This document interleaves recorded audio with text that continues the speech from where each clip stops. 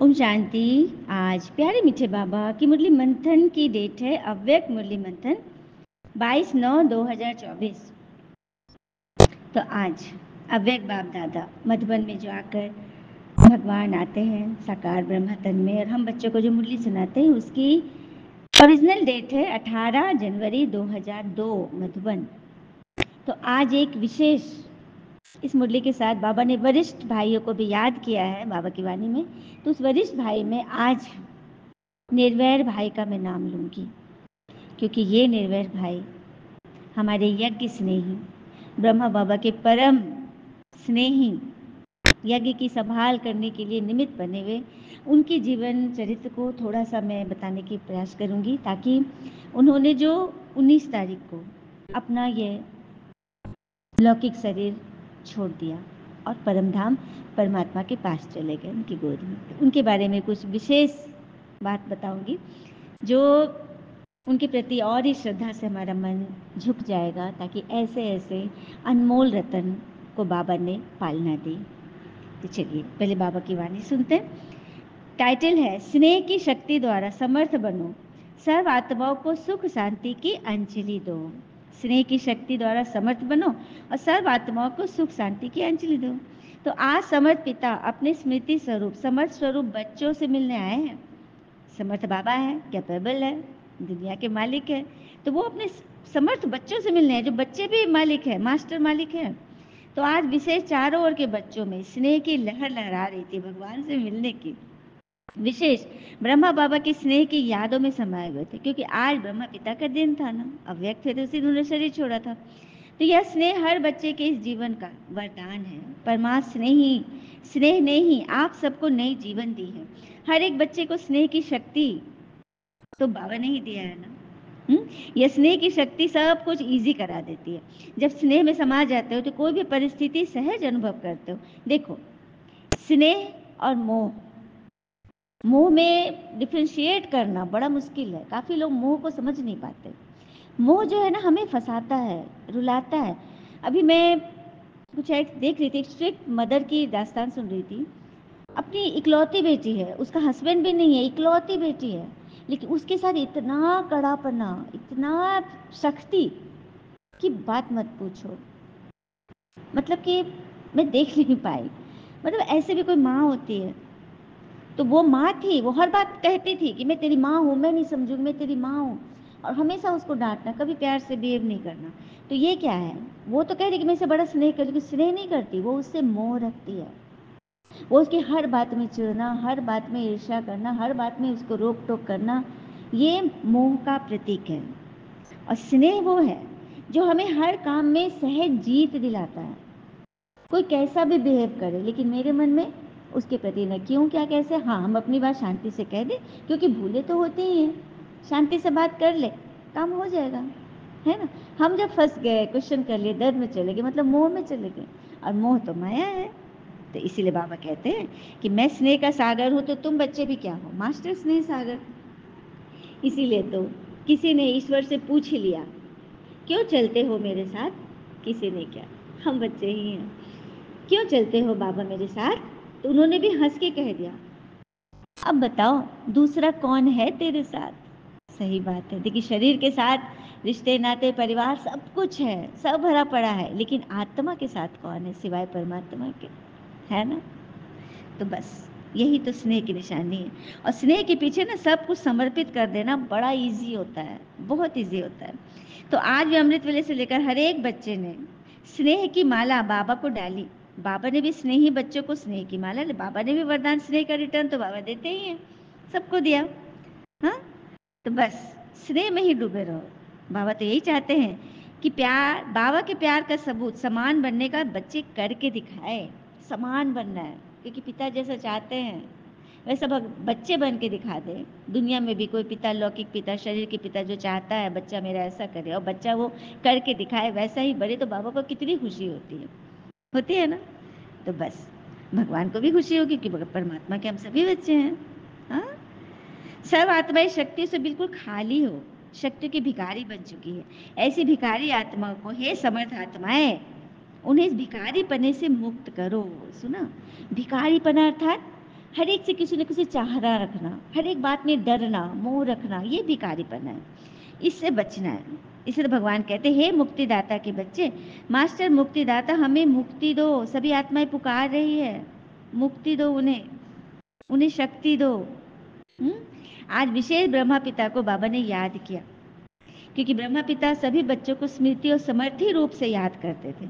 कई बच्चों ने ब्रह्मा पिता से रूरिहान करते मीठा मीठा उल्हाना भी दिया कि बाबा आप इतनी जल्दी क्यों चले गए दादा, और दूसरा इल्हाना दिया कि हम सबको बताकर नहीं गए। तो ब्रह्मा पिता बोलते हैं, मैंने भी शिव बाबा से पूछा कि मुझे अचानक क्यों बुला लिया। तो भगवान ने बोला, अगर आपको कहते कि छुट्टी लेकर आओ, ये काम कर लो, वो काम कर लो, ये रहा हुआ है, तो आप आते ही नहीं, छोड़ ही नहीं सकते। इसीलिए भगवान का पाठ अचानक होता है, अचानक ही सबको जाना है, इसीलिए तैयारी पहले से कर ले। एवरडेडी रहेंगे तभी तो अचानक के पाठ में पार्ट प्ले कर सकेंगे। फिर बाबा ने पूछा, अच्छा इस बारी जो कल पहली बार आए हैं मधुबन, वो हाथ उठाओ। अच्छा मैं आप सबसे पूछती हूँ, पहली बार ये मंथन जो सुन रहे हो और जिनको बहुत पूरा निश्चय है कि भगवान की वाणी, वो हाथ उठाएं, हाथ उठाकर कमेंट में जरूर इशारा दें, ठीक है।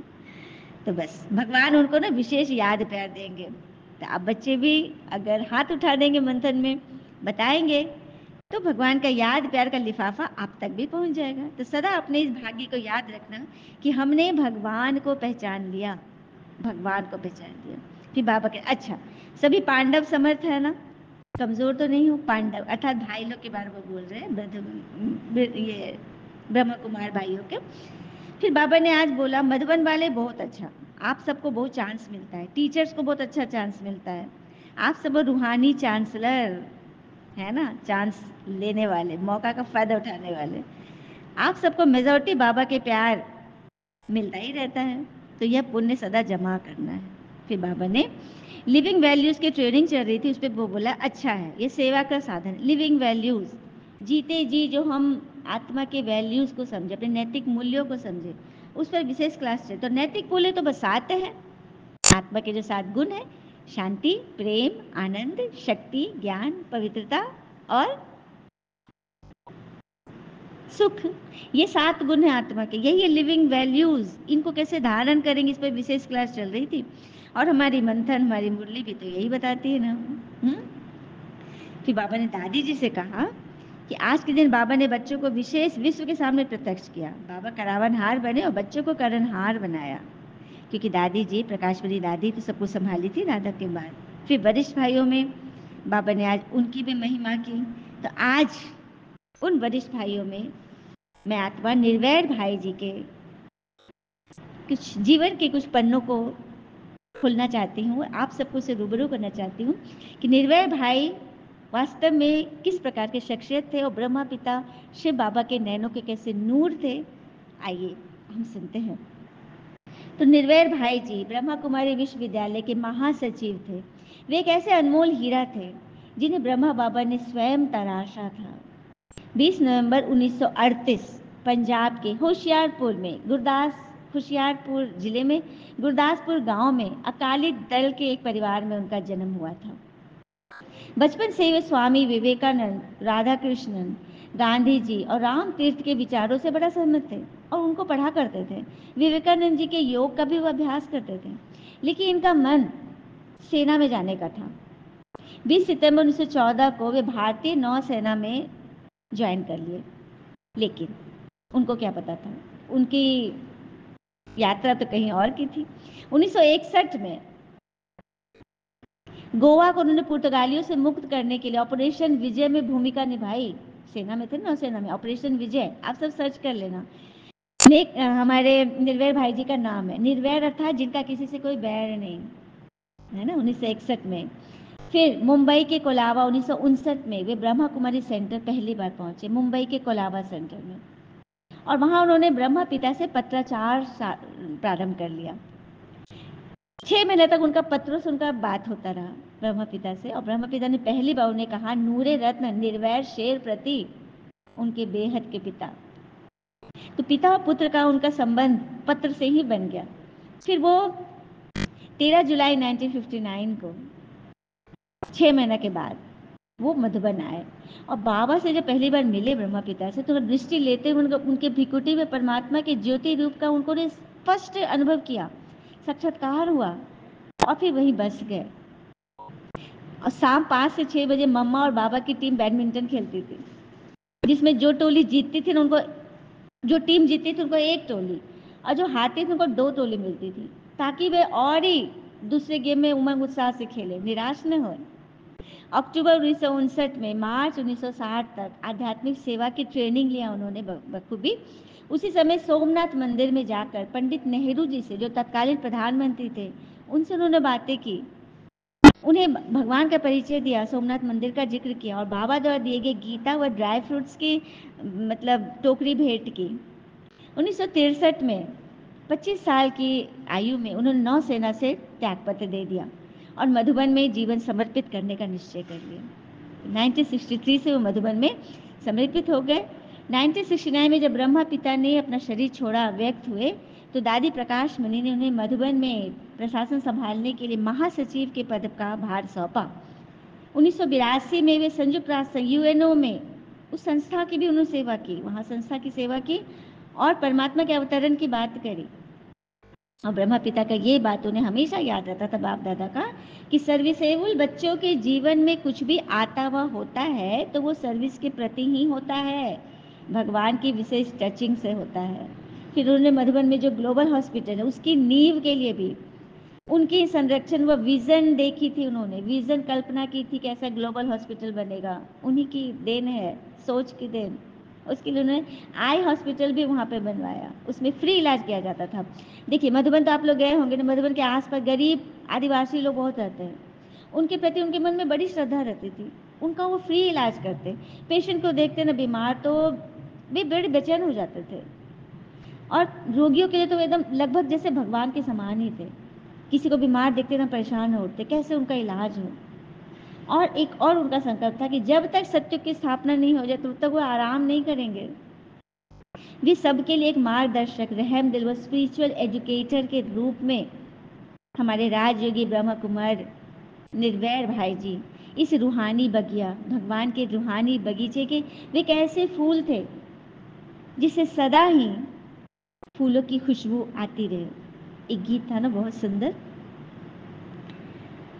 मधुबन खुशबू देता है, सागर सावन देता है, जीना उसका जीना है, जो औरों को जीवन देता है, मधुबन खुशबू देता है। चलती है लहरा के पवन की सांस सभी की चलती रहे, चलती रहे लहरा के पवन की सांस सभी की चलती रहे, बाबा ने जो दिए जीवन के फूल बन सभी खिलते रहे, कि फूल बनकर खिलते रहे, ज्ञान की मुरली सुनते रहे और इसको धारण करे, जीना उसका जीना है, जो औरों को जीवन देता है, मधुबन खुशबू देता। तो इस तरह से आवाज़ पूरी क्लियर नहीं हुई है, लेकिन फिर भी मुझे आत्मा ने बाबा के टचिंग से हमारे प्यारे निर्वैर भाई जी के लिए ये सुंदर सा गीत गाया, जिसके कुछ बोल ज्ञान के बोल जो मिक्स किया, तो उनको सच्ची सच्ची श्रद्धांजलि इस मुरली के माध्यम से मैं आत्मा ने देने की कोशिश की हूँ। आशा है आप सबको पसंद आएगा। तो वरदान बाबा ने अर्थ दिया, दृढ़ता की शक्ति द्वारा सफलता प्राप्त करने वाले त्रिकालदर्शी आसनधारी भव। दृढ़ता की शक्ति द्वारा सफलता प्राप्त करने वाले त्रिकालदर्शी आसनधारी बनते हैं। कैसे? तो दृढ़ता की शक्ति श्रेष्ठ शक्ति है जो अलबेलेपन की दृष्टि को, शक्ति को सहज परिवर्तन कर देती है। जब हम संकल्पों, देखिए हम संकल्प तो करते हैं लेकिन उसमें दृढ़ता की शक्ति नहीं होती है। दृढ़ता का मोहर होना तो अपने आप सारे अलबेलेपन की शक्ति सहज परिवर्तित हो जाती है। कहते हैं ना, शिव बाबा कहते हैं, तुम किसी के पीछे मत लगो, मत पड़ो, मत घुसो। अभी दुनिया इतनी बिगड़ने जा रही है, तुम अगर किसी के पीछे लगे तो वो भी तुम्हें बिगाड़ ही देगा। इसीलिए लगना किसी के पीछे नहीं है, लगना है तो भगवान के पीछे लगो, श्रीमत के पीछे लगो, ठीक है। और जहाँ दृढ़ता है वहाँ सफलता तो है ही। सिर्फ जैसा समय वैसी विधि से सिद्धि स्वरूप बनो। कोई भी कर्म करने से पहले उसके आदि मदंत को सोच समझकर कार्य करो और कराओ, अर्थात त्रिकालदर्शी आसनधारी बनो तो अलबेलापन समाप्त हो जाएगा। पता है अलबेलापन क्या है? टालम टोल किसी, आज नहीं, अभी नहीं, शाम में करूँ, शाम नहीं रात, रात नहीं सुबह, सुबह नहीं कल। और बताया था ना, कल का तो कल को भी इंतजार है क्योंकि कल तो कभी आता ही नहीं है ना। तो बस जब बच्चे बहुत आगे ज्ञान में चलते हैं और सबको निबंधन हो जाता है, अपने मन से सब कुछ कर पाते हैं, तो पता है माया किस रूप में आती है? आलस्य और अलबेलापन। आलस्य से आता है, सुबह उठ नहीं पाते, अमृत वेला मिस हो रहा है, अलबेलापन, आज नहीं कल, कभी नहीं। अरे करना है तो अब करो, अब, क्योंकि अब का समय ही प्रेजेंट मोमेंट हमारा है, बाकी न अतीत हमारा है न भविष्य हमारा, वो तो अजन्मा है। तो बस सोच में कार्य करो, कराओ तो त्रिकालदर्शी आसनधारी बनोगे और अलबेलापन समाप्त हो जाएगा। तो हर कर्म में सफलता तो है ही। स्लोगन, सदा संतुष्ट रह, सर्व को संतुष्ट करने वाले ही संतुष्ट मणि हैं। कहते हैं ना, रिश्तों की महक दूरियों से कम नहीं होती, भले आप दिल्ली है, बॉम्बे है, हैदराबाद है, कहीं हो, रिश्तों की महक दूरियों से कम नहीं होती। जीवन में अगर साथ है, सच्चा प्रेम है, स्नेह है, तो कभी दूरी महसूस नहीं होती। उनके बिना भी, उनके सोच से भी हमारी जीवन जन्नत से कम नहीं होगी, ठीक है। तो बाबा हमसे यही चाहते हैं। अच्छा, ओम शांति। शुक्र है। मीठे बस जाते जाते एक और बात बता दूं कि राधे राधे कृष्ण जी को क्यों पसंद है, राधे राधे क्यों। एक बार ब्रजवासियों से किसी ने पूछा कि आप लोग क्यों कहते हैं, राधे राधे क्यों कहते हैं, जय श्री कृष्णा ज़्यादा नहीं, राधे राधे। तो इसका बताना चाहूँगी कि जिस वक्त कृष्ण जी मथुरा छोड़कर जा रहे थे, है ना, वृंदावन से जा रहे थे, तो गोपियाँ, राधे, सब की हालत बिल्कुल खराब हो गई थी। कृष्ण का नाम सुनते वो लोग बेहोश होने लगती थी। तो उड़ते तो खबर ये राजा के पास पहुंची, तो राजा ने सबको मना किया, कोई कृष्ण का नाम नहीं लेगा। और कृष्ण तो राधे में समाये हुए हैं, इसीलिए द्वारपाल, नगर के द्वारपाल से कह दिया गया कि कोई भी आए तो उनको पहले सिखा दो कि इस नगर में श्री कृष्ण बोलना नहीं है, क्योंकि गोपियों की सबकी तबीयत खराब हो जाती है, सब बीमार हो जाती है, सबकी जान पे बन आती है, इसीलिए कहना है राधे राधे, ठीक है। तो बनना है ना सबको राधे, कृष्ण के, कृष्ण पूरी में चलने वाली राधे, जो भगवान हमसे चाहते हैं, है ना। हमारा एम ऑब्जेक्ट भी यही है, 16 कला संपूर्ण सत्युगी स्वर्ग में पहुंचना। अच्छा, ओम शांति। शुक्र मीठे बाबा, वो बाबा के प्यारे प्यारे बच्चे, आशा है आप सबको ये विशेष अव्यक्त मंथन बहुत पसंद आया होगा। तो आप सब इसका लाभ ले, और इस वीडियो में उनकी तस्वीर भी जाएगी, उनके प्रति सच्चे श्रद्धांजलि, उनके लिए भगवान से दुआ कि उनकी आत्मा ने जो नेक कर्म किए उसके लिए वे जहाँ भी रहे, जिस अवस्था में रहे, एडवांस पार्टी में आए और वे सदैव अमर रहे, यही शुभकामना रखनी है। अच्छा, ओम शांति। शुक्रिया बाबा, शुक्रिया बच्चे।